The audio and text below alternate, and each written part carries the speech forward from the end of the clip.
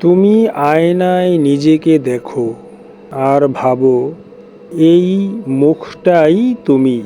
কিন্তু একটা প্রশ্ন করো, এই মুখটা যদি বদলে যায় তাহলে কি তুমি বদলে যাবে? শরীর পরিবর্তন হয়, শৈশব, যৌবন, বার্ধক্য সব কিছু বদলায়, কিন্তু তোমার ভেতরে যে আমি অনুভব করো সে কি কখনো বদলেছে? একটু গভীরে যাও।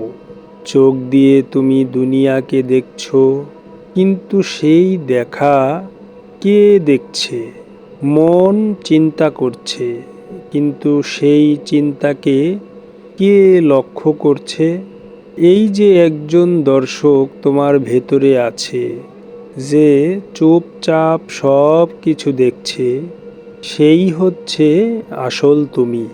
মারেফতের প্রথম দরজা এখানেই খুলে যায়, যখন তুমি বুঝতে পারো তুমি শরীর নও, তুমি মনটাও নও, তুমি সেই চেতনা যেটা শরীর ও মন দুটোকেই পর্যবেক্ষণ করছে।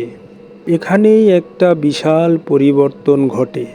তুমি আর দুনিয়ার সাথে হারিয়ে যাও না, বরং তুমি দুনিয়াকে দেখতে শুরু করো। এই উপলব্ধি না আসা পর্যন্ত মানুষ নিজেকে হারিয়ে রাখে নাম, পরিচয়, সমাজ, লেভেলের মধ্যে। কিন্তু মারেফত বলে এই সব পরিচয় অস্থায়ী। তোমার আসল পরিচয় নামের আগে, দেহেরও আগে, এই দুনিয়ার আগেও ছিল।